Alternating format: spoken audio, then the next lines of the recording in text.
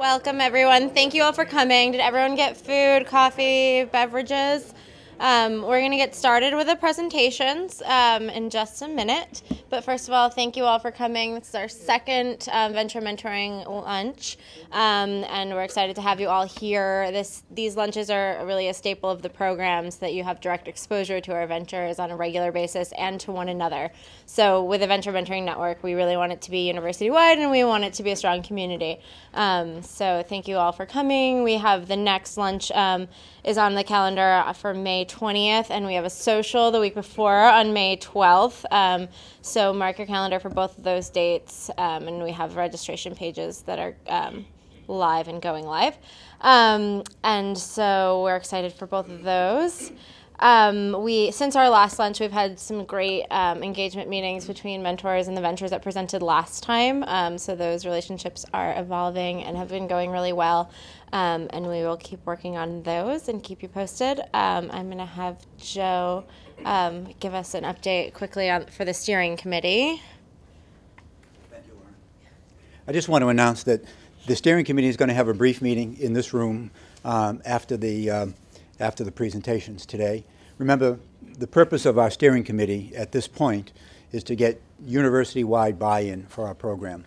We'd like folks from each college to be represented on the steering committee. And those of you who are here from our last steering committee meeting, please join us. And anyone else who has an interest, we're going to recruit you if you show up. So we're going to have a brief meeting over here to move the process along. And we've had some very good progress made in the last 4 or 5 weeks. So come join us. We have the program is moving along beautifully, and that's all I'm saying today. Yep. Thank you, Joe. So we have 6 great ventures for you guys today. They will tell you about what they are working on and what areas they're looking for mentorship in. You should all have a purple sheet in front of you. And if you already filled out the same form last time around, you don't need to fill out all your information again. But if you weren't at the first lunch, please do provide your information for us so that we know what your interests and areas of expertise are. But on the back of that form is your kind of opportunity to express your interest in working with these ventures. You can also just email me or call me, but that's a great, easy way for us to know who you're interested in working with and what you're interested in helping them with. So with that, any questions before we get started? Okay, so I'm going to first introduce Roy Miller, who's the lead mentor for AndrosRobotics, and he will give a brief introduction for you. Thank you, Lauren. Well, it's my pleasure to introduce AndrosRobotics, and specifically Maciej Pietrusinski, who is the CEO of AndrosRobotics. Andros is a little more mature than some of the ventures you'll see here over time coming before you. He came into the Health Sciences Entrepreneurship Program about 3 years ago, and he came in the door with 2 or 3 other students and his faculty advisor. He was doing a PhD in robotics at the time. And over the period of time he came into the program, the other students drifted away, became him and his advisor. And during the past year, his advisor passed away. So he was a pretty lonely guy over this period of time.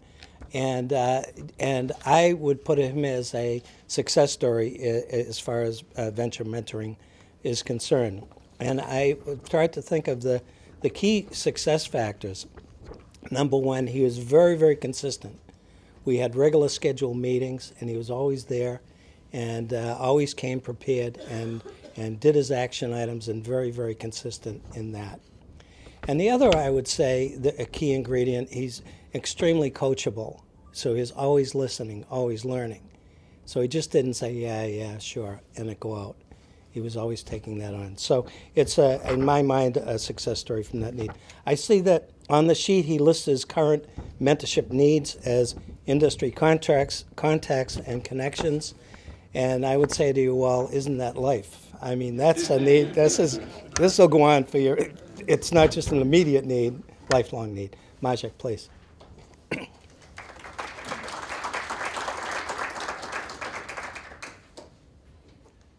Okay, so I'm just going to talk a little bit about the need in the market. So stroke affects a lot of people in this country every year. Many people, of course, survive stroke, and a huge portion of those people go through rehabilitation because they have an actual ability to recover, the ability to walk, for example, or to use their arms. And so this is an example of equipment that is being used at many hospitals and other institutions that work with physical therapists, with stroke patients. This is some equipment from a company in Arizona, actually, that makes these frames. But the work that goes into using this equipment and these frames, it takes sometimes 2 or 3 physical therapists just to administer physical therapy to a stroke patient. So it's very labor intensive, and it's expensive as well. And so this is where our idea comes into play. The leg advancement device, so we're automating this labor intensive work of administering gait therapy to stroke patients. This is the prototype that currently exists. It's a retrofit, it's an accessory that you mount onto these frames that already, there's already an install base of probably about 9,000 units like this in the market. And we actually want to sell it for $15,000, which is much lower than some of the very high-end, very expensive, high-tech devices that are out there. So we have been working with Spalding Rehab Hospital. Actually, during my PhD, the device that I developed has been tested at Spalding Rehab and is still there now. And I'm working with the physical therapy department at Northeastern as well.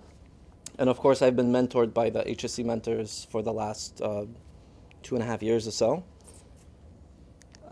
And the funding, we were actually very lucky to be able to get a lot of funding from the National Science Foundation, which really sees the need to invest in that type of technology because it has a societal impact, right? So we started out with an NSF I-Core program, which is a customer discovery program, very interesting.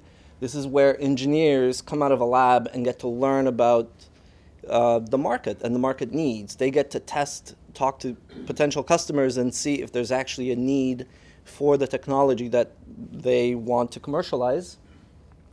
And thanks to that experience, we were able to get the NSF STTR Phase 1, which is almost $250,000. That was all of 2014.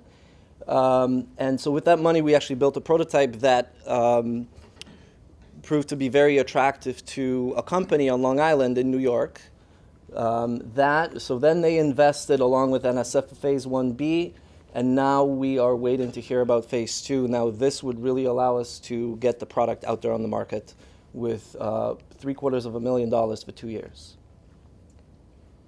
Of course, we do want to expand into the future, take this technology and bring it out of just the medical sphere and into intelligent, possibly intelligent exercise devices for the consumer market. And since November of last year, we're located in Seaport, which is a very nice location right now. That's all. Thank you.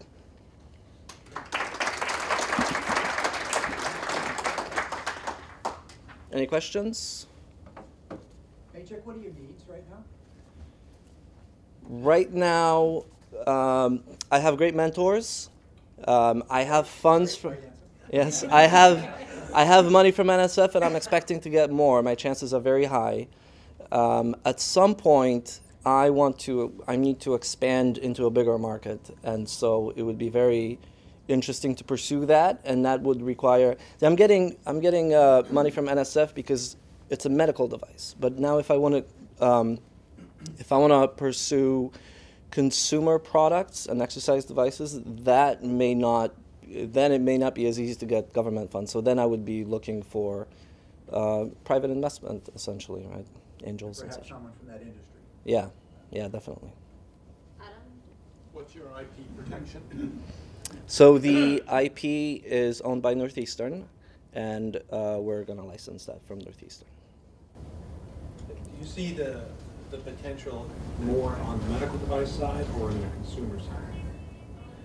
So I would say I see a greater need On the medical side, we want to pursue the medical field first, almost to validate the technology. And that, I feel like that would, once we have a foothold there, it would be easier to kind of bring it into the consumer market. Go ahead. Have you looked at other kind of medical needs? So I'm thinking MS as an example where they worry a lot about gait measurement and walking ability. So sure, that device could certainly be used with MS patients. I believe the stroke population is bigger, so we're pursuing that first. I suppose the device would have to be bilateral, meaning it would have to work with both limbs at the same time, but that's entirely possible, sure.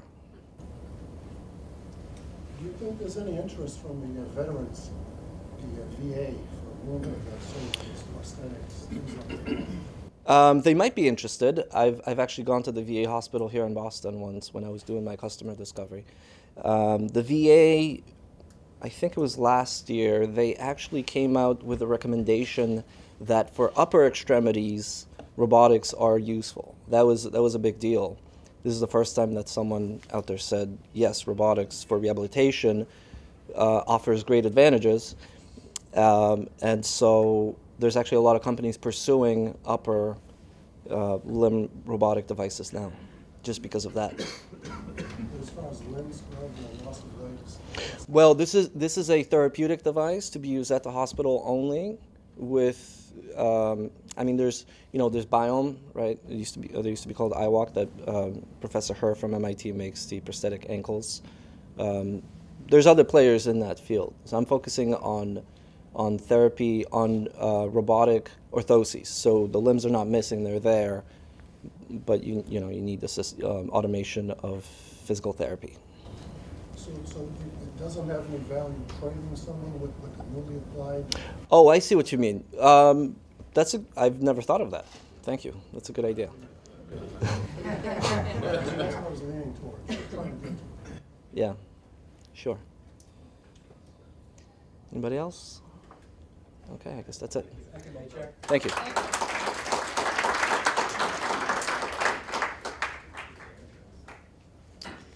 Thank you. I'm going to remind the room that we are using technology so that we have some of our mentors and our steering committee members watching and participating remotely. So for any additional questions, if the venture and speaker could just repeat the question so that our remote participants can be privy to those questions as well, that would be great. So thank you very much, Maciej. Our next venture is Lumit Audio, and the founder is Wake Anderson. He is a recent graduate of Northeastern, and he is working on a very cool technology that he has advanced very, very quickly. So he will tell you more about that. So, this is Wake. Awesome. Is the clicker up here? It is up there, and I'm just going to put your slides up. All right, cool. How's it going, everybody? Does anyone have any experience in creative industries, music technology? Speak into the mic for the... Music technology, software, anything? Anybody? Awesome. These are my potential mentors. So, does anyone know what the difference between a good recording studio is and a bad recording studio? Good recording studios have lots of stuff to touch. They have knobs, they have buttons, they have faders. And there's a reason for it, because you could do everything you could in the privacy of your own home with your mouse and keyboard, but why are people spending $50 to $75 an hour to use these recording studios? So that was the inspiration for what I came up with Lumit. Lumit is a multi-touch digital audio workstation that creates a hands-on recording environment. And it's not just focused on multi-touch. We have complete USB MIDI mapping capabilities that allow you to effectively get rid of the mouse and keyboard from the recording process. And this keeps wanting to go, so let's just watch the video so you can get a hint of... Are you ready for it, or do you want to keep... I pretty much explained it as simply as I could.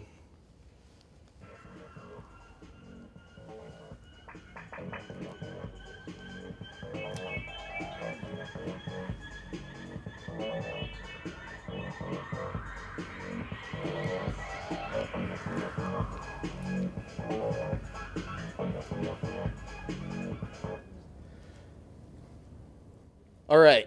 So we've developed that in 8 months from the luxurious apartment of myself in Mission Hill. We have 3 developers and 1 graphic designer, and they're from Eastern Europe, and it's been very cost affordable. So affordable that a single semester at Northeastern is more expensive than this company.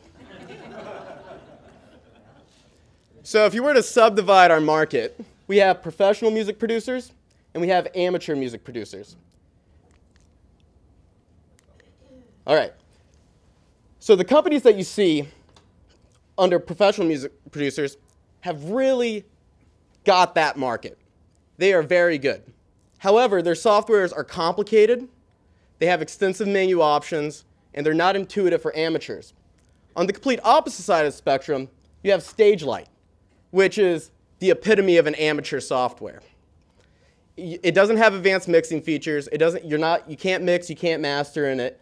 So Lumit is a marriage of everything that's professional within an intuitive environment, and on top of that, you get the hands-on recording experience. That's where Lumit fits in. From an amateur's perspective using Lumit, we have set it up so it's essentially like using Apple's GarageBand.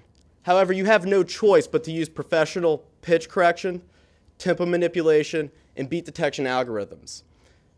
And some of the algorithms, and also the, and then the multi-touch greatly speeds it up because we've implemented multi-touch in a way that's not just putting a button on the screen and that's big enough to touch with your index finger. It's actual hand gestures that speed up processes, allow you to scroll through your tools, ability to zoom in, stretch, ability to cut audio samples with beat detection algorithms, and just very innovative stuff. So this is completely messing up. I apologize. I don't know how to use this clicker. Can you just go back? It's distracting.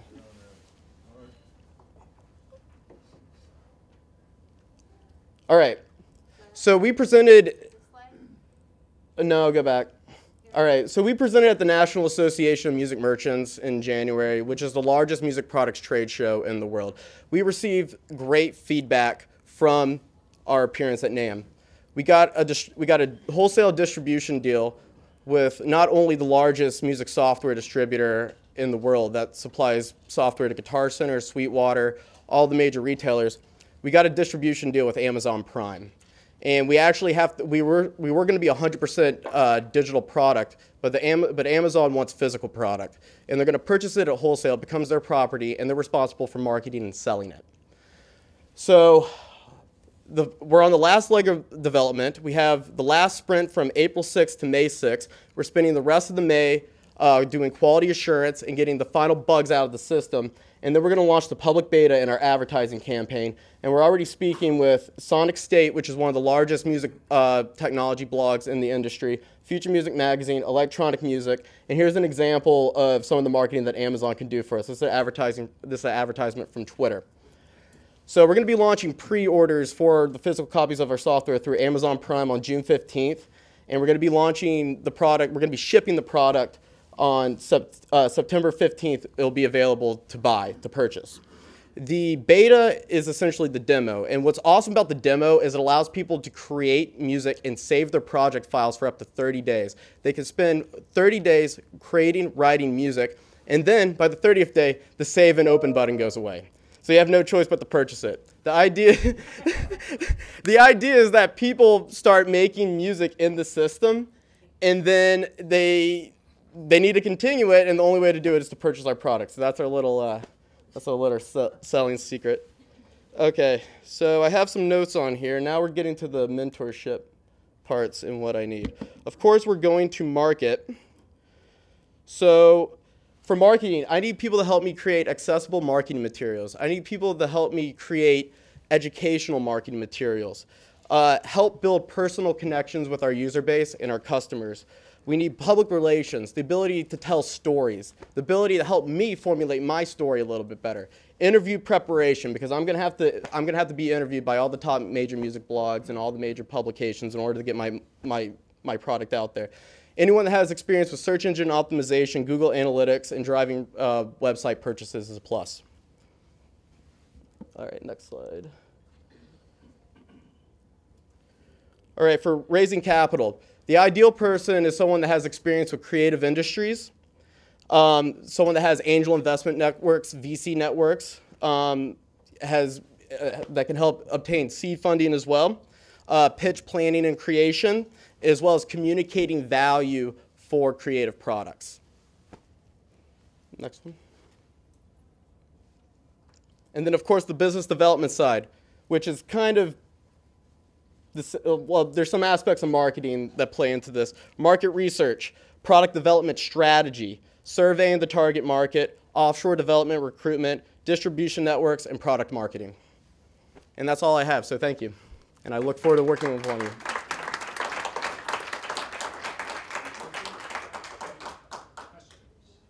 Any questions? Yes. What is your end game? Do you want this to be acquired? Do you want to build a business around it? What do you want to do? I want to make the most innovative music recording software in the world. In that context, I know Alex Moropoulos did the garage, the games, and he's right over in Cambridge. Really? Have you ever approached people like him for funding and ideas and networking? Because you're trying to hire people, is what you're really trying to do. You think so? Yeah, you're trying to build a team. Okay. Let's do it. I've been very successful at doing everything, keeping my costs low. I've been very cautious about everything. Using offshore development has been a big plus of that. I feel like I have the best developers in the world, and frankly, I don't feel like I could find the equivalent here in the United States. So if you could help out with that aspect, that'd be tremendous, and I'd love to speak with him. Anyone else? How much you selling for? The company? No.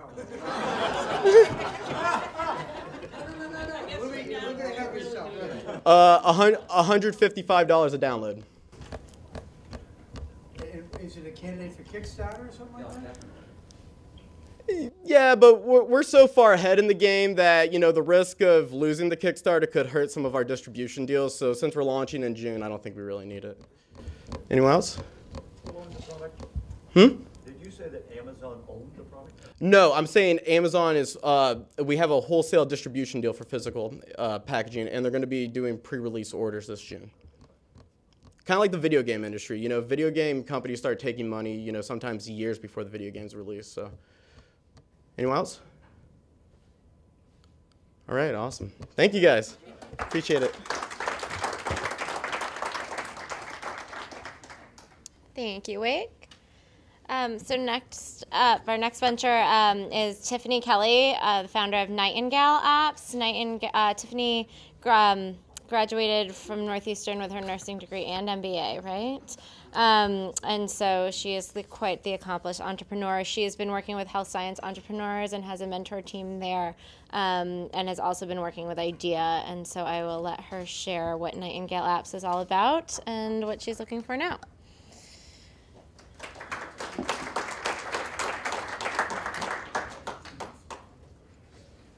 Hi, thank you all for coming. My name is Tiffany Kelley. I'm the founder and CEO of Nightingale Apps. Is that better? Yeah. Okay, thanks.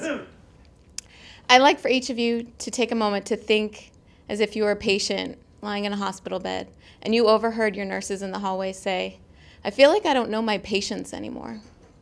Well, I speak from experience as a nurse that this is a very real possibility for us. It scares us as nurses, and it's also scary for the patients. But I didn't see this happen until after organizations started to adopt large electronic health record systems, and the transition made it very challenging for nurses to know their patients. So what does that mean, know your patient? Well, the idea for Nightingale Apps and the product Know My Patient came from this interaction I had after spending hundreds of hours with nurses from the start of their shift through the end of the day. And in this one instance, I was standing with a nurse. We were outside a child's room with cancer, and we were putting gowns and gloves on to protect the patient.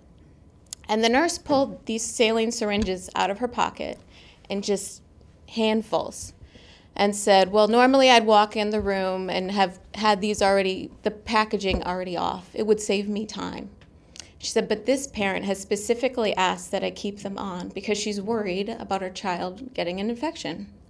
And at that point, I looked at her and I said, how do you know that? Where did you find that out? And she said, hopefully somebody told you in shift report. Otherwise, you wouldn't know, and it's nowhere in the chart. So at that moment, there's thousands of these examples on a daily basis that take place. So what is it that nurses use to track this information on a daily basis in order to manage the effective care of their patients as someone with a clinical care need, but also as a person? Well, the most sophisticated technology we have to provide nurses at a system level looks like this. It's a sheet of paper, sometimes a blank piece of paper taken from the printer, sometimes a progress note. And it happens during shift report. It's the first 30 minutes of a nurse's day where you're assigned 4 to 6 patients if you're in an inpatient care unit. And you have 30 minutes to get everything you need to know about your patients to be successful, make sure that they're receiving the highest quality care. So that ensues with verbal communication between the two nurses. And the nurse, if I was coming on for the shift, would be frantically writing down as much as I can, hoping I'm capturing it, forming abbreviations in order to make sure I'm understanding what the patient needs.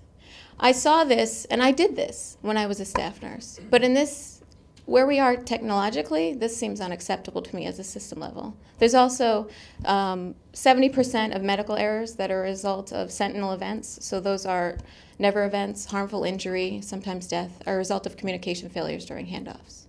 But an interesting thing happened when they went to the electronic health record, because the sheet on the right shows vital signs, intake and output values. There's no easy way to access the patient's record from the bedside anymore. It takes too long if you've got a computer on wheels. It's just not accessible. I've yet to find a nurse that doesn't have a smartphone in their pocket, though. And at that point, I started to wonder, why can't we create a solution that accommodates the workflow of the nurse and interacts with them in a way that they present the information that's needed at shift report as well as throughout the course of the day. So it was at that point I came up with the idea for Know My Patient.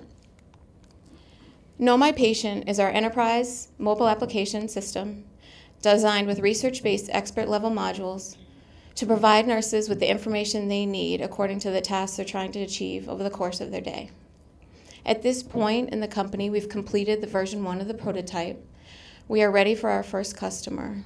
We've been mentored through Health Science Entrepreneurs, and IDEA received gap funding from IDEA. And we're looking for organizations that have an established electronic health record within their organization, are a little innovative, looking to integrate with new technologies, and or work with electronic health record vendors. The timing is ripe in the sense that just recently Epic, one of the largest EHR vendors, announced that they're going to open an app store. I've also heard similar conversations with Cerner, who's another large electronic health record. So that presents an opportunity for us that maybe a year ago would have been a lot more challenging. As far as our current mentoring needs, contacts with decision-making capabilities at local hospitals with established EHR systems and or EHR vendors responsible for business partnership development. Identifying the appropriate angel investment groups to pitch to, and also potentially forming a business model under licensing. We were fortunate enough to have a demo to a large IT corporation in the United States. Well, it's a global corporation. And that opened the door for us to consider potentially licensing the Know My Patient software to an already established pipeline. With that, the team, with the funding from GAP and a small grant, everything else has been self-funded. We have 2 part-time developers and 2 interns in addition to myself. Our software is patent pending right now. With that, I'll close and open it up for questions. Yes? How does this integrate or not with a patient's official or electronic health record? And secondly, what prevents Cerner or Epic from just coming right in and taking over the application? In other words, what you're doing sounds very unique, but they can. So just the question is, how does this integrate for the for the remote attendants, you don't have to put. I just want them to hear. The question is, how does this integrate with our current records, and what's preventing one of these larger companies from doing this themselves? Sure. So the integration component is an obvious question that we get often, and the short answer to that is that's the largest heavy lifting component of this. But there is new technology. It's a standard called FHIR that is becoming more common, and that's all of these vendors are working to adapt that API to open up their systems, which would allow us to more readily integrate at a lower cost than it would for custom interface development. In terms of your second question, that's been a concern of ours, or at least mine from the beginning. But I was at American Medical Informatics Association meeting where I'm a board member there, and I heard one of the large vendors say that they're drowning and they need innovation and they can't possibly come up with all of the solutions, which is one of the reasons why they're opening it up new app stores, because with all of the regulatory requirements, the ability to drive this niche level of innovation is not appearing to be easy for them to do. Yes? Are there HIPAA issues? Right. Putting this onto smartphones? Sure. So the question is, are there HIPAA issues with putting this onto smartphones? Yes, so we do have to adhere to the HIPAA standards. We've also have to create some unique advantages to our product in order to protect it so that there isn't data that's stored on the device, and that if they were to leave the organization, there wouldn't be any data on there. For nurses working on a floor, their need to have access to the information after a shift is very minimal, if at all. Yes? I wouldn't think you would want a nurse, if I were running a hospital, I wouldn't want nurses using their personal Correct. cell phones with us. So that means the hospital would need to provide some kind of a device. Correct. Smartphone. Right. Yes. Yeah, that, so the question was, I think I'll summarize, is it a bring your own device or is it a hospital procured device that's deployed? And my recommendation on that is a hospital procured device. From a maintenance standpoint, everyone has the same device to use, and the same thing, you have the ability to lock down what applications users have available to them. It creates, while there's an expense on the hospital side, I think the risks are minimized with a hospital procured device. If you the cost is going to include not just the app, right, but it's going to cost of something. Right. And I'll add to that the workstations on wheels. So those are those big carts that are like the size of this podium that nurses have to wheel around. Often choose not to because of the cumbersomeness. And the prices of those may be anywhere from like $5,000 a piece. So if you've got 3 of those on a unit that nobody's using, it washes out with the buying a couple dozen iTouches. Yes. Tiffany, have you been able to conduct any beta testing at hospitals or nursing homes? Beta testing, no. We've done a lot of market validation with nurses. The beta testing requires the integration component. So that's where we're searching for our first customer who, yeah. Yes. What about the data? Do you leverage the data at all?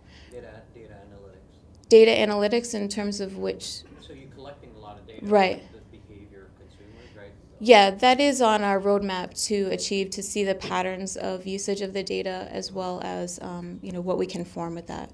When we're a little further established, we'll be able to add on some more features in that capability. Yes. Who do you see as your customer for this product? Not the nurse. It's not the nurse, that's correct. So the question was, sorry, I forgot the last time. Who is the customer? So the customer, depending upon the business model in which we execute, but the way we've been approaching it from a pilot standpoint, the customer is the hospital, the end user is the nurse. So we really need validation from both the nurse and the hospital. And we've gotten a lot of, so I just gave a demo to a nurse manager at Mount Sinai yesterday, and she loved it, and she wants to talk to her director and chief nursing officer because they're just struggling to be able to get through the day effectively right now. There's safety considerations, efficiency, timeliness, and satisfaction both on the sense of the nurse and the patient. I saw some other hands. I don't know. Yes? talking about nurses. Nurses are well known to purchase their own, shoes, stethoscopes, things that the hospital might not necessarily give them. Right. Is it likely that you could market this to nurses and you could buy it and use it independently? So that's a good question. I think where we're talking about patient information, that becomes something I'm not really wanting to go down advertising this from a consumer standpoint. If we were to break off certain pieces and create more of a utility for the nurse that's not patient tied, then that becomes a much more feasible option. One other question, as far as how it works, is the idea that one group of shift nurses passes this information to the incoming shift simply by clicking smartphones and they have to log on and do something, or is it automatic? No, it's you log on, you pick your patients, which ones you have for the day, and the data's there. Whatever's already available in the electronic health record that we've worked with the organization to pick out is what they want to see based on our requirements would be available. The devices are just being able to have it on the go. Nurses never sitting down, so if they are, it's for a few minutes at a time. I think you had a question. So are you renting out server space to be able to store this information on? So we're currently in Amazon Web Services right now. Okay. And you have an encrypted, so what you're doing is you're kind of renting out server space to store this electronic data to the hospitals on, and this is just a portal that the nurses use to access the information on the server? Right, so it's a cloud-based application. You had a question. One more question from Ann, and then we will have time to network afterwards. I just want to make sure we can get through all of the ventures. Sure. So, in terms of your customer being the hospital, but your partner would be the EHR vendor. Can you speak to any work you've done with them or market intelligence you've gathered with the EHR vendors? I know you said you're on an organization. I'm curious to hear what they think. About just the marketplace in general or our application? About your application. So we haven't actually demoed it to any vendor yet. I think that just in the last couple of weeks to hear that they're moving in this direction makes me feel more comfortable in sharing it. There's that fear of, I think you said they could cream you, in terms of displaying it without the proper protection. But with the large global IT company we demoed it to was very impressed. Thank you all for your questions. Very thoughtful. Thank you.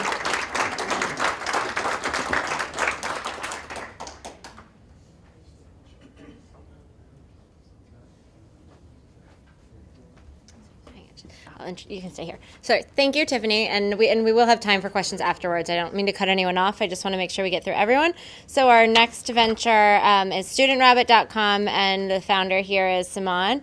So Saman, this is your second semester at Northeastern? My first semester. First semester at Northeastern. So he has very quickly gotten involved in the entrepreneurship ecosystem on campus, and he has a very cool venture that I will let him tell you about. Thank you. All right, good afternoon, everybody. My name is Saman Baghestani. As Lauren mentioned, this is my first semester here at Northeastern.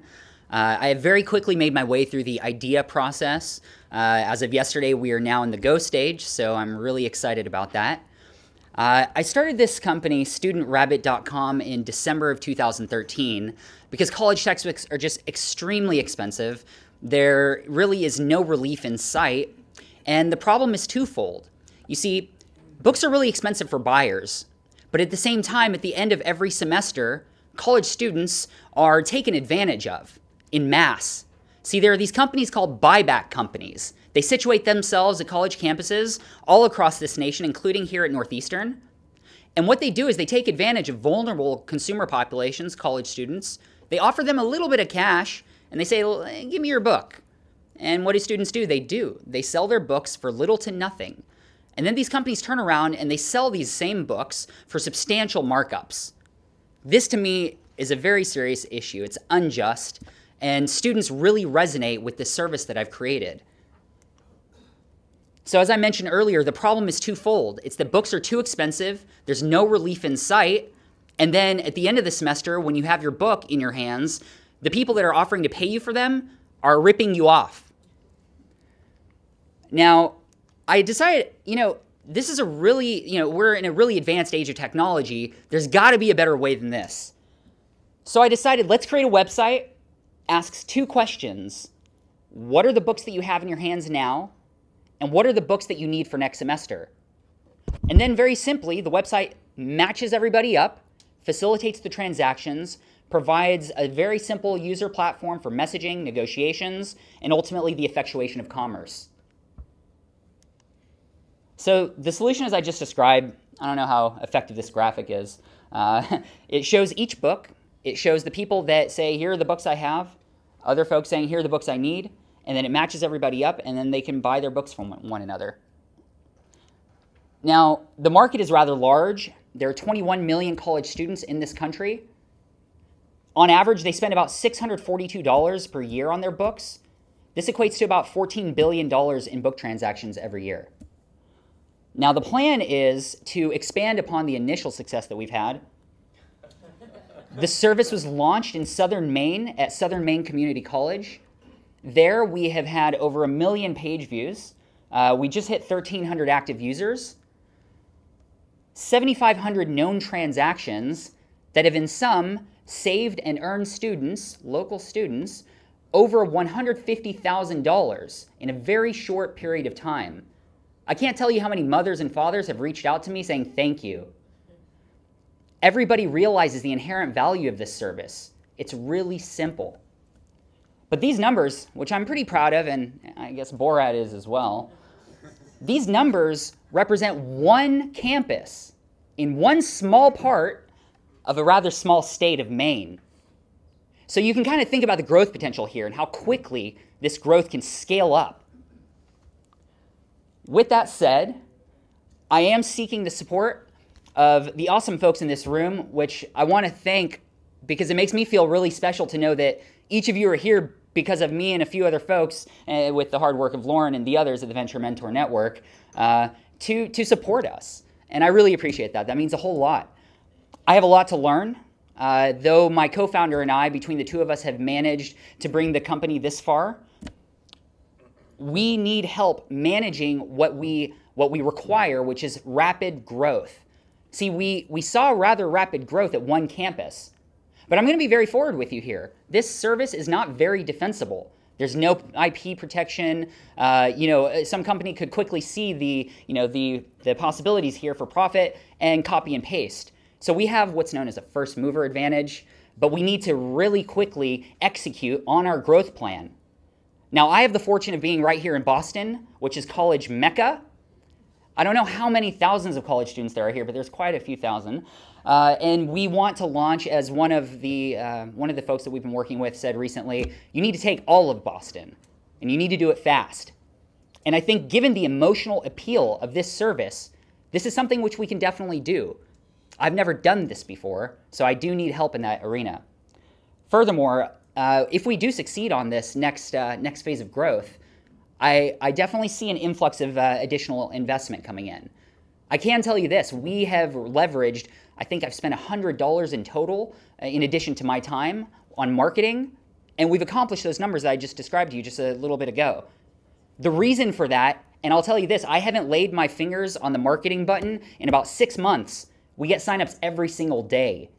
I haven't talked to any customers, and we're getting signups every single day at one campus. We lit a spark, and it grew into a fire at one campus. So with that said, we want to attract this additional investment. I want to build the financial model, and I want to make a very strong case to investors for how, with a rather small portion of cash, we can turn that into a much, much larger amount. And finally, user experience design. My co-founder is great with technology, but we both stink at design. So if there are any artists in the room, anybody that knows web designers, has that sort of capacity, that would really help. And though our website is mobile optimized, meaning it works really nicely on your Android, on your Apple device, we need a native app. We need a native app for both Apple and Android. And with that said, I will open this up for questions. Yes. Yes. How do you make money? Sure. So our business matches folks up. When you transact, we make money. Oh, I'm sorry. The question was, how do we make money?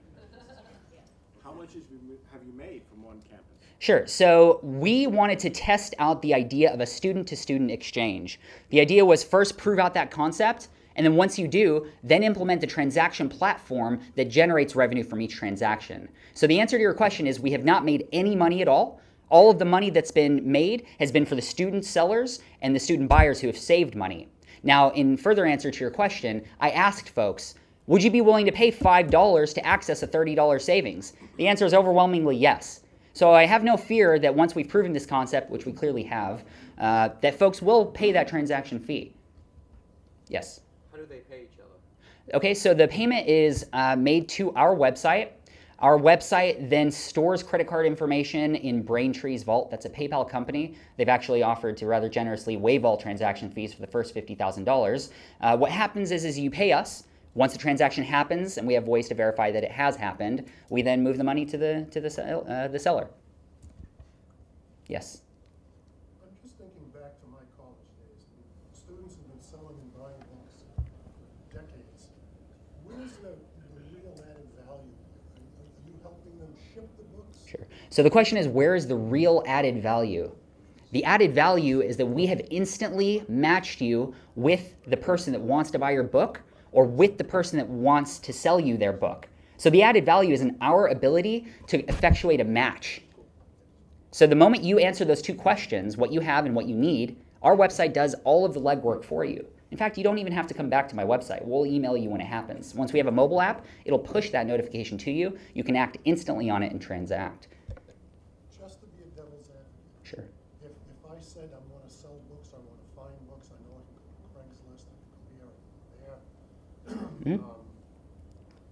Is that your added value, simply matching people? So the question is our value simply in matching people? I'll tell you this. It's a very minute change, but it's a very significant difference between the status quo. And this goes for all commerce. By the way, I just want to let the folks in this room know that the beauty of our company is that it's match-based commerce, meaning that you simply tell the website what you need. That could be a PS4. It could be a very specific thing. Not a category of things, but a very specific thing. And then it does the work for you. It matches you. Craigslist, I have to go and search through all the results. I have to find the buyer. I have to find what I'm trying to find.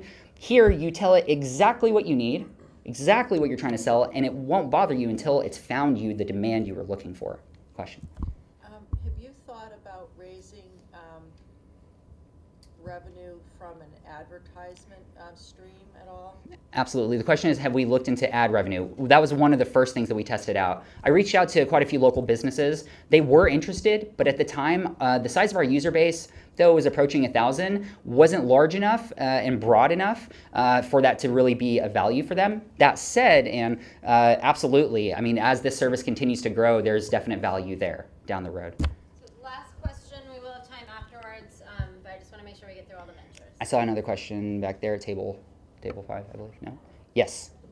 What is holding you back from becoming a Craigslist instead of a book matcher? Yeah, so actually we started out as sopobooks.com. I'm sorry, the question was what keeps us from just being a book matcher? That's a great question, and I've already got my sights on what more we can do. We changed the name from Sopo Books because we don't want to hamstring ourselves there.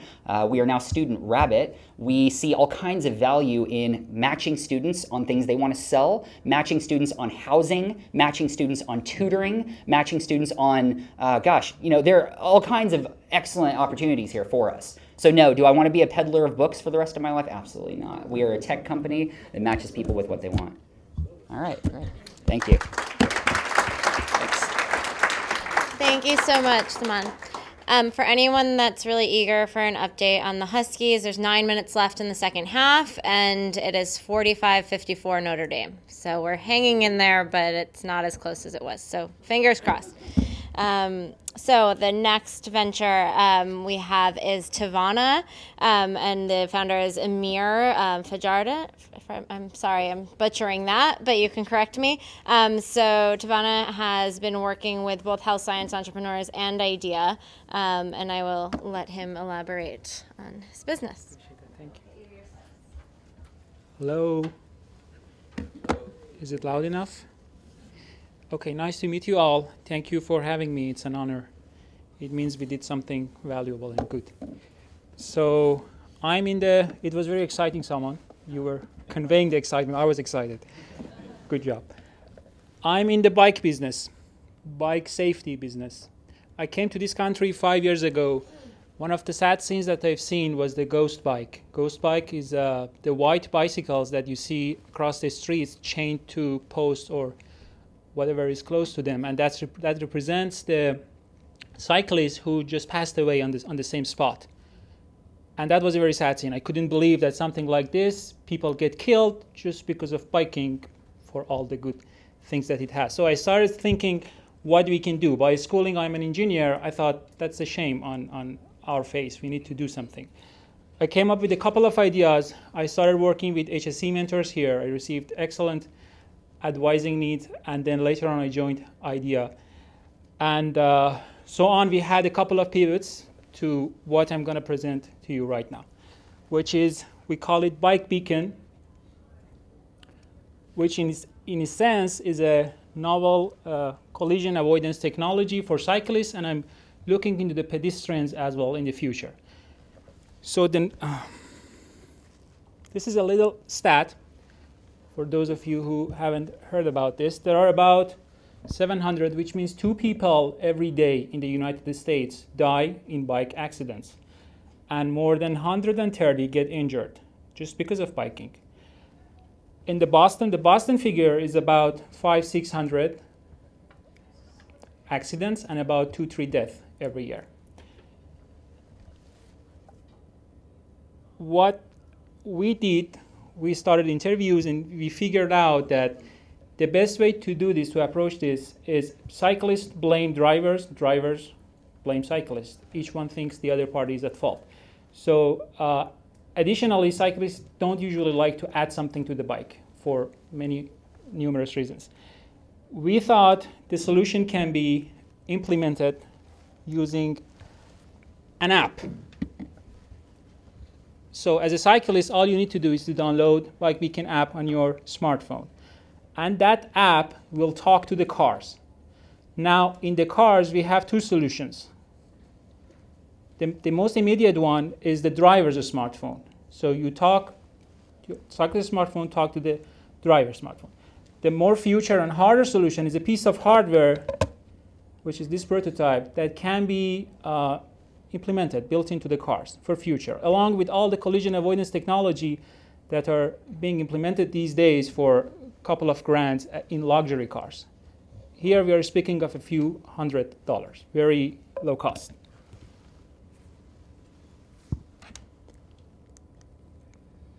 So where we are, we have the alpha prototype, the smartphone to hardware. We also have the smartphone to smartphone, app to app hardware working in alpha. We are looking for somewhere to do the beta test. I'm finding that boss companies, they are hard to work with. And we talked to MBTA. I couldn't get them to commit. They're government, bureaucratic, of course, and actually with the help of my great HSC mentors. We got a meeting with them, and they were just bureaucratic, per se. And so I started reaching to, I'm looking for these private fleets. Let's say Uber. Uber can make a perfect sense for what we are doing. Imagine a cyclist having an app on his smartphone, and the Uber drivers, if you got one, you know that they always have the app open in front of them. The way that it works is just so, we basically solved half of the market, and we just need the cyclist to download this free app. Or Zipcar. I'm going to meet with Zipcar vice presidents in the next month or so. I'm looking for contacts in this area. These are the great examples that we could think of, me including my mentors. If you know anyone in this space, transportation, bus fleet, trucks like USPS, FedEx, Zipcar, Uber, or car rentals, in these areas, I need network in those areas. I need to speak with those people and to pitch them what we are doing. This is my team. We are a couple of students, friends at this point. We just founded the company. We love to move this forward to a more professional status.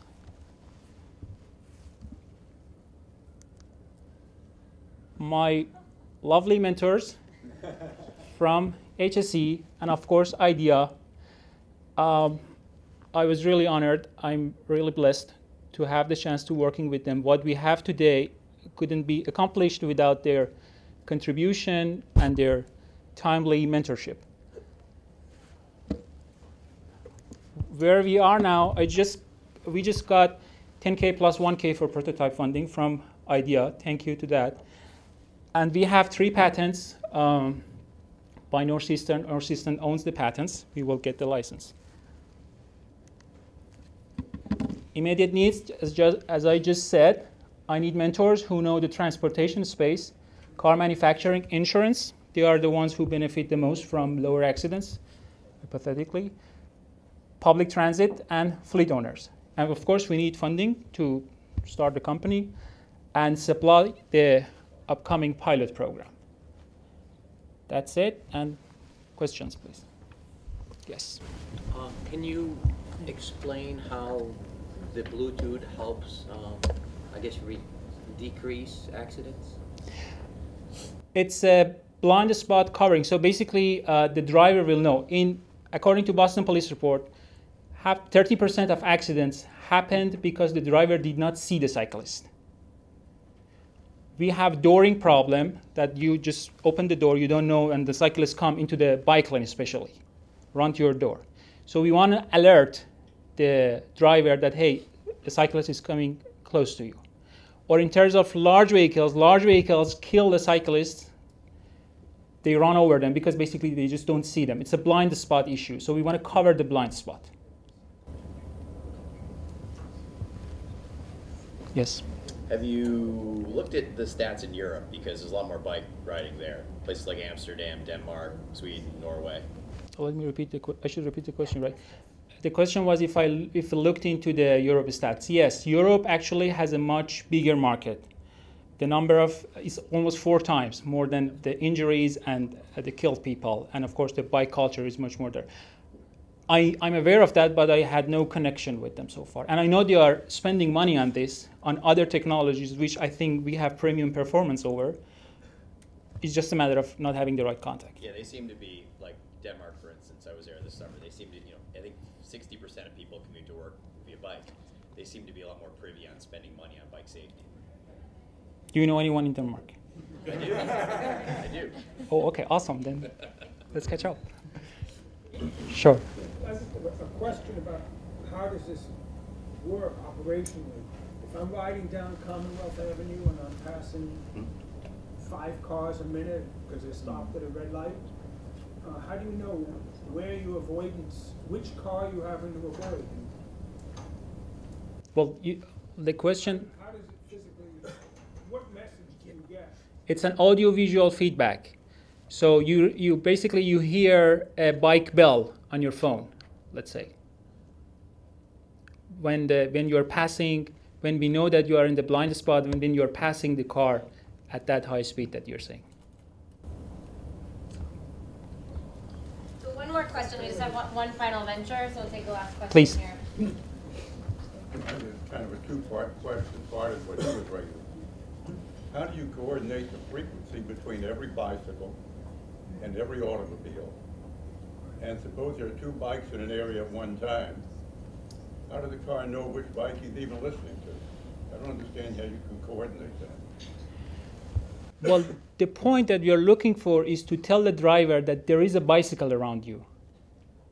In that sense, well, like I said, because the problem is coming from that the driver has no idea that there is a bicycle around him and is approaching him. Okay, how does he know there's a bike? How do you coordinate the frequency between the thousands of bikes and the thousands of automobiles?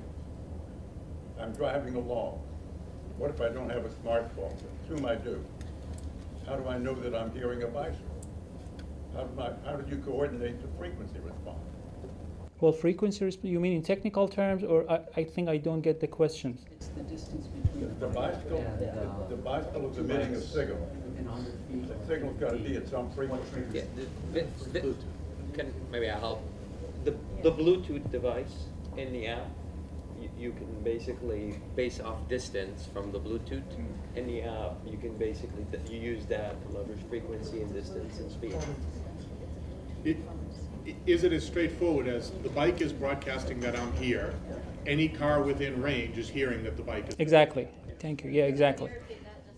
So it's a Bluetooth communication, and once you are in a certain zone of a car, that communication starts happening, and it gets stronger once you get closer to the bike, to the car. And so based on that, we can come up with the distance, that how proximity, how close you are, the relative distance between the two. And based on that, we can trigger the alert. As well as we can also come up with the relative velocity of the two. We are also working on the direction to say whether he's on the right or on the left. So thank you, Amir. I want to make sure we do have time for questions after. So we just have our last but not least venture is Kristen Lambert from the Third Piece. And so Kristen has been working with IDEA, and I will let her share more, and I'll get you your slides.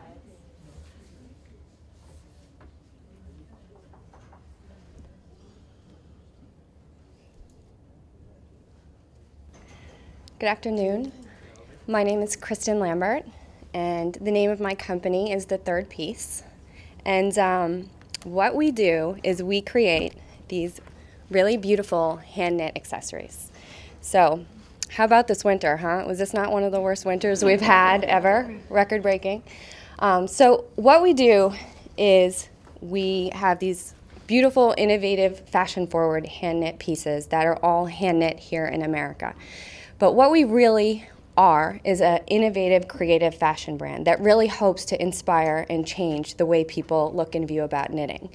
So on the surface, every woman needs an accessory at the end of the day to complete her outfit, make her feel polished, make her feel confident, and make her look like everything is together when she walks out that door. So in the wintertime, people suffer. They have nothing to wear. You wrap up in your parkas and your coats and your hats, and you basically sacrifice style to stay warm, especially this winter. And in places here in Boston, when winter exists from October to hopefully the end of March, but we're probably looking at April, you need pieces that really keep you warm and looking good. So this kind of came about because my business partner was a knitter, and she's also a personal stylist. Her name's Karina Donoso, and she couldn't be here this afternoon, but I hope I can kind of do the style component justice, because that's really her area of the business. So she was a knitter, and she really always had this vision of creating really stylish, innovative pieces. And we joined forces when she had this idea to make headbands and really didn't know what to do. She doesn't really have the business side of it. She's much more creative fashion. And it kind of came about very organically. We started back in 2012. We'd go anywhere we could, fitness centers, gyms, salons. We put up tables, and we brought on a pattern maker, and we started just creating and making all these pieces by ourselves with our own person. That was our little knitting guru, this woman, Paula. She's retired, but she worked for us from the beginning. So we, within a matter of a couple months of being in business, we went to Henry Bendel's Open Sea, which for those of you that know fashion, Henry Bendel is known for what's next and what's new. They actually, back in the early 1900s, found Coco Chanel. They're very much a mecca in New York City. I'm from Boston, so I didn't quite understand how significant of an accomplishment that it was, but we went to the Open Sea, which is like the American Idol for fashion designers. And within 15 minutes of giving our little spiel and products to the buyer, they called us back, and they actually placed an order, and they picked us up within 9 months of being in business. So that was something we were really proud of. But we were just still new. We're still trying to figure out what we were doing. Shortly after that, we realized that we were really onto something. So we've continued to evolve our business model. Just run through I forgot I had the PowerPoint. So we've just continued to evolve our products and really continue to push the boundaries as to style and innovation, keeping them cutting edge and making them something that you've never seen before. And I think that we're able to do that through the creative process. We have an in-house design team of 3 pattern makers now, so there's 3 people that work to take the visions and the creative direction and execute it into products that are easy to be replicated from our team of knitters. We have a team of 12 knitters currently. We're ending our winter season with 12, of knitters that really love knitting, and they get to make money, and it's this really great combination of creation and fashion and just hobby and all these things. And these women came to us, and we found them, and they helped make these pieces come to life. So they're all here in Boston. We have a studio down in South Boston. They're in New England, so we have a distributed manufacturing process. So each piece is pattern and spec'd out and easy to be replicated, and then they all get quality checked before they come back into our studio. So one of the main things that we've recently accomplished, which was a huge project, it took a really long time. There's a lot of barriers to entry when it comes to manufacturing, especially understanding how it works overseas. But we have manufactured our own line of yarn. So I don't think viewing it does it any justice. You really have to see it to feel it and experience it. But we make our pieces in merino wool, and it's the softest, chunkiest wool you have ever felt. So the products not only look in a stylish, fashionable manner, but they feel just as much as what goes into them. And you have to experience it. So hopefully you can feel it after. So what we did in getting direct connection to our sourcing really helped us to reduce a lot of risks that we first experiencing. Designers have huge issues when it comes to sourcing. It's really difficult to guarantee where it's coming from, get it. The lead time is often anywhere from 90 days to 6 months. So getting this direct connection to our sourcing has been a huge advantage to us. And with that, we utilized a manufacturer for a couple rounds last year for our batches, and we're getting ready to gear up for the next 2015 and 2016 fall-winter season. So the fall-winter is definitely our bread and butter. It's definitely what we want to be known for. There's really not any key players when it comes to winter fashion accessories in the branding and fashion space, in the contemporary space. So that's really where we're focusing on. And with our sales strategy this year, we had the Henry Bendels with our first real year in business. This past year, we did exclusive trunk shows with Bergdorf Goodman, which is another big player in New York City. Very difficult to even get meetings with these people, but we were very fortunate that we were able to get in there. They really responded well to the product. The trunk shows went really well. We recently met with the buyers, and they are interested and have confirmed that they're going to be placing orders for the next season. In addition, we're expanding our wholesale and expecting it to be about 25% of our business, focusing on other key players within the fashion contemporary space and then smaller boutiques. So that's a key initiative that we're working on. In addition, we really want to beef up our e-commerce. So we redid our e-commerce site back in the fall with a Kickstarter campaign, which kind of got the capital going and got it going off the ground. But that's really kind of the first round of the e-commerce site. We have to figure out how to drive more traffic to the site. I think that we thought that if we built this beautiful site, we had really great photographs. If you can see Casey here, who's our model, she does great representing the product. So as far as e-commerce goes, social selling, really getting engaged with Pinterest and Instagram and other social media platforms to help drive traffic to the site, as well as tapping into our existing customer base. We have a really great, loyal group of following from the trunk shows we do. We get on the road, my business partner and I, and we've been able to establish a pretty loyal group of customers that have been following us year over year. With that, we've got about 1,000 customers that we have in our book of record, of which about 50% are repeat customers. We have very strong repeat customer numbers. In addition, the average customer purchases a couple pieces, anywhere from 2 to 3 pieces per transaction, and the average transaction is about $180. So with that, we have some great understanding of who our customer is. We really want to stay true to who that woman is. It's definitely a fashion-forward, brand-conscious, quality, luxury-conscious consumer. And we just want to stay true to that, because with knitting it can become very crafty or hipster or whichever direction it may fall into. But I think we're going after a very chic, luxury, premium woman with that. So just kind of making sure I covered everything. So the beauty of what we've been doing, since we go out on the road and we meet our customers, we've really stumbled upon this opportunity that exists within knitting. So knitting is an industry and a craft that's been around for ages, and the people that knit absolutely love to knit. They're diehard knitters. I don't know if there's any knitters in the audience, but maybe you have a wife or a mother-in-law, maybe even your daughter's picking up in school. But knitting is definitely a growing trend in the creative arts industry. With that, we see a huge opportunity to tap into this creative movement that's going on, this maker movement of people that really want to do something creative with their time.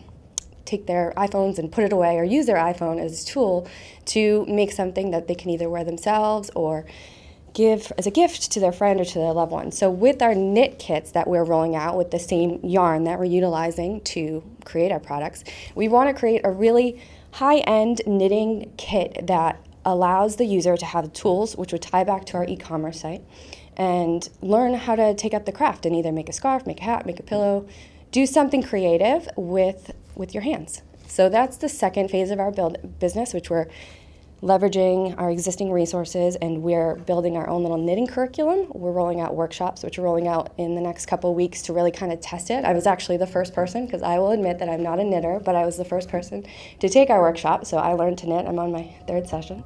So with that, we are rolling out the knit kits as well as spring, summer lines, which are in final sample phase to be tested with that, which are crochet, cotton, more open weave, completely different vibe. Same customer, just a little bit more lighter, getting ready. We're very seasonally influenced, so it's definitely a little bit different vibe than this really chunky, heavy winter style that we're going for. So with that, so as I mentioned, the key initiatives is wholesale and e-commerce. Right now, I'm in the midst of wholesale. And wholesale, you're really at the whims of the buyers. So you're kind of just waiting for them to hopefully have interest. And then the hardest part is establishing the relationship and getting the meeting. And I think once we can get in front of them, that's where you can really show them what the product is and where the value is. And we've had really great response. So wholesale goes through about April with the fashion calendar. And our e-commerce site, so mentioning some of the enhancements to build traffic and get the e-commerce site going with a customer loyalty program, a referral program, and doing digital marketing with email campaigns, which we dabbled in, which proved to be pretty successful. So it's just getting the right resources and content to get the digital side going on our e-commerce site.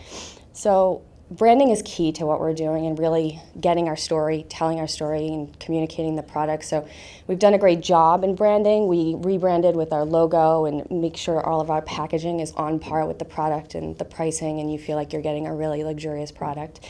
So all that ties into the need to have really strong marketing campaign and brand awareness. The social strategy is something that we've continued to evolve. We've brought on some assistants handling blogging and social media. Pinterest, Instagram are our key social drivers. Product development, as I said, the knitting curriculum and workshops and knit kits, and then rolling out the spring and summer collections, and as well as we're rolling out children's, which will be mini-me versions of these pieces. And then in addition, to really make everything happen, we're raising capital to build the team, focus on product development, put a little bit more time and enhancements into the website, and support the working capital needed to get production going, because of the lead time with the purchase orders, and orders get fulfilled in September. And that's it.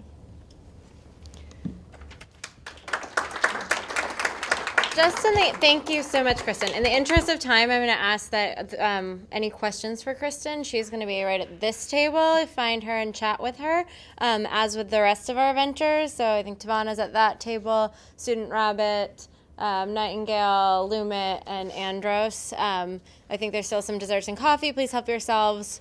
But let's give a round of applause to our ventures.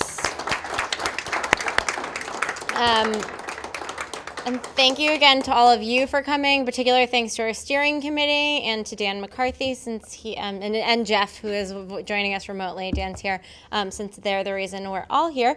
And then I encourage all of you. A few of you did this lunch, but if you have any colleagues, mentors of your own, friends, anyone that you think would be a great addition to the Venture Mentoring Network, we invite you to bring them to upcoming lunches, get them involved. We welcome that. So please feel free to bring a friend next time. And then again, I will be communicating all of this via email, but our social reception is on May 12th from 6:30 to 8:30. That's a Tuesday night. We're really excited for that. And our next lunch is on Wednesday, May 20th, again from 12:30 to 2:30. And we're going to close with just a few short remarks from Dan Gregory. We're really down by 4 with 1 minute. Yes. We're very, very close end of the game. Down by 2 now. Oh, well, I'll run and grab them.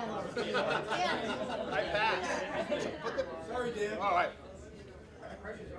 No. Lauren covered what I wanted, which was thanks. And I want to welcome Michael Sherman, who is the benefactor of the Sherman Entrepreneurship Center and the College of Engineering. There's so much going on across this campus that is completely awesome, and people like Michael have added a lot of fuel to the tank. So thank you very much.